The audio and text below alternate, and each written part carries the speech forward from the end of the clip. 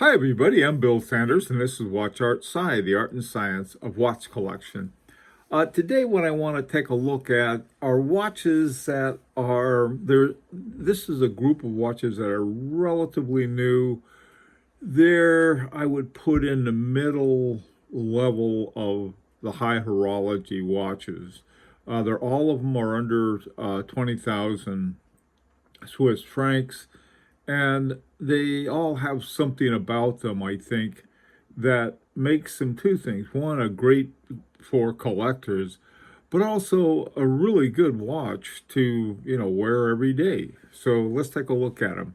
Now, the first one is the Armstrong Gravity Equal Force Manufacturer Edition Blue. That was the name they had, sort of a mouthful.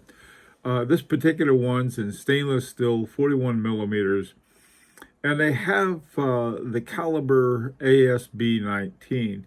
Really a very interesting caliber. What they've done is that they have the micro rotor working with the stop work and the clutch mechanism. And you can see it down there at the bottom of the movement where the arrow is pointing to. This is an equal force barrel.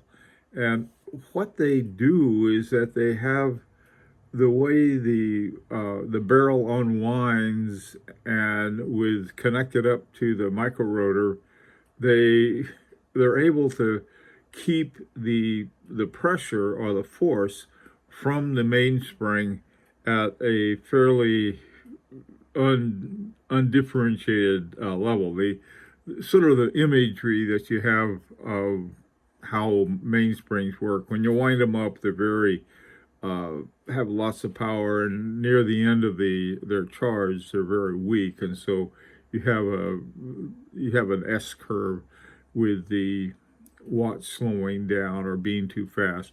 And what this does is sort of cuts out the top and the bottom with this equal force mechanism. Really a very interesting watch. 16,900 Swiss francs. I've said these aren't cheap, but they're not crazy expensive.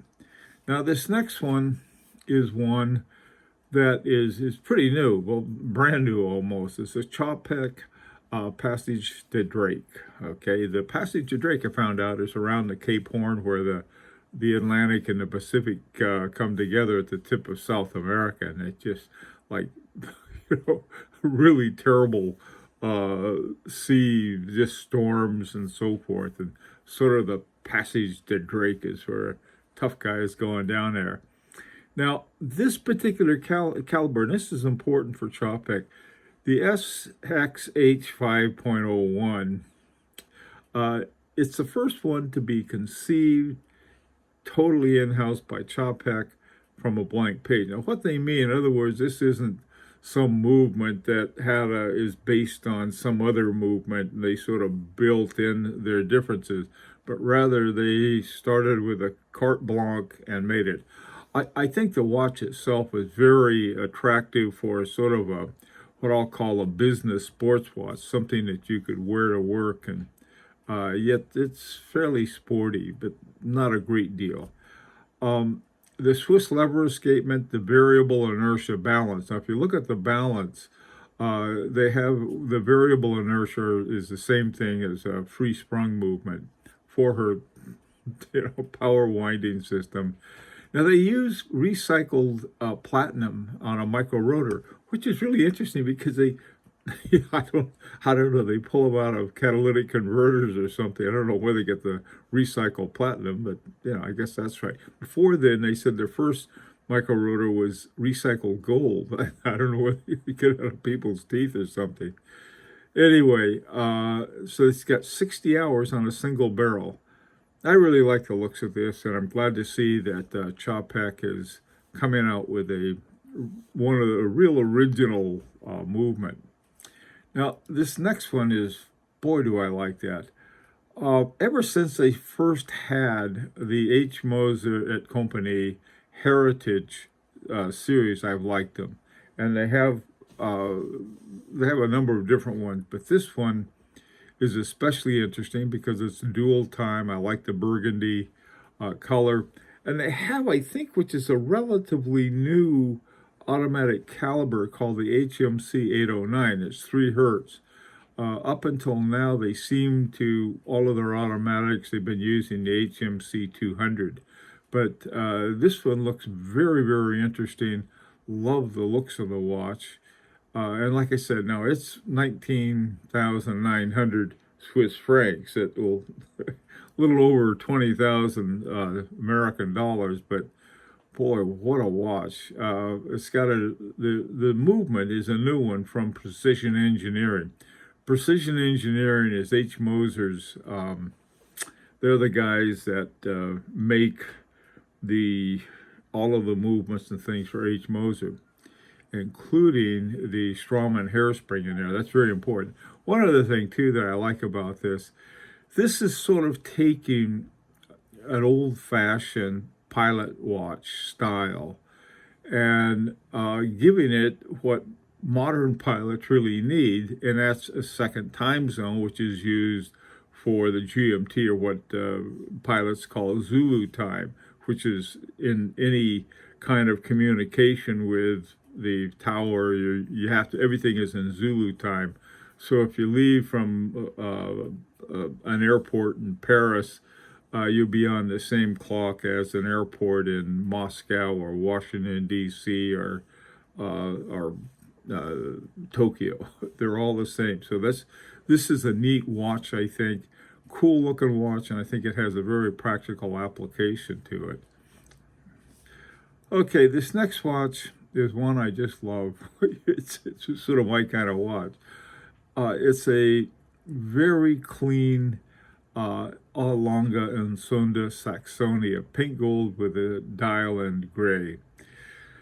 The thing about this that's interesting, now this particular model of the Saxonia is 37 millimeters, and a lot of the other ones are 35 millimeters. Now, 35 millimeters may be just right for some people. It's a bit small for me. 37, I've had 37 millimeter watches before. They're a little better, okay, for me anyway. My sweet spot's between about 39 and 41, somewhere in there, but 37 is fine, but 35 would be way too small for me, but on somebody else it might be great. The ones, they only had a couple that were 37 millimeters in this general price range under 20,000. Love the looks of this watch, nice and clean. It's got a 3 hertz frequency, and got the time in hours, minutes, and seconds. Gorgeous movement. You flip those things over, and there's one thing all Longa and Sunda do is that they have a lot of engraving around the balance cock. Right here you can see the swan neck and this great big curve regulator they use, but then they have the weights around the balance. So just is a neat watch. It's a very formal watch, but I think this would be, good everyday watch in some other respects.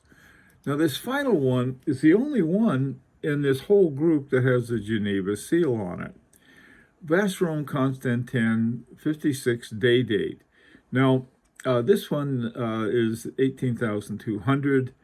It's good, for this price range. Now, one of the things that most people don't realize, or a lot of them don't, is that when the 56 first came out, they've got one, I think the entry level is about 11,000. So people said, oh boy, you get a Vacheron Constant 10. And what they have, the movement was put together by Val Fleurier. Val Fleurier is a movement company that's owned by Richemont, and so other brands such as Cartier, I think was originally developed at Cartier, Piaget, and some other ones will be using that same movement. Now, according to Vacheron Constantin, on the entry level, the automatics, they're called, they're not called automatics, but self-winding. The 56 self-winding have that movement. They do not have the Geneva seal. However, the next level up, a steel model of the 56 day date does. And so that's not made by Valfouillet. It's all in-house Panerai Constant 10. The picture of the movement they have unfortunately, they had the rotor, even though it's skeletonized, over most of the balance area. So I had to find another picture of it. And down at the bottom, you can see they have a free sprung movement as well. And to me, it's a really nice watch. They had one, I don't think they still make them, but you can find them probably in the used market. They had these in blue. They had a dark blue background in the steel. Now they have the next level up is gold. Same one in gold is like $30,000 something, which is like, whoa. But anyway, this has a power reserve indicator, and then it has hand dates and a hand day of the week. So it's pretty easy to read, I think. And it's, like I said, it's the only one with a Geneva seal. Well, anyway, these are my 5, what I'll call sort of mid-entry level high horology watches. And each one of them has something a little special about it that's a little different, that's sort of cool. And I'd like to know what you think. Also, too, if you have some other ideas, say, hey, this is a neat one, too. Let me know about it. Till next time, this is Bill Sanders for Watch Art Side, the art and science of watch collection.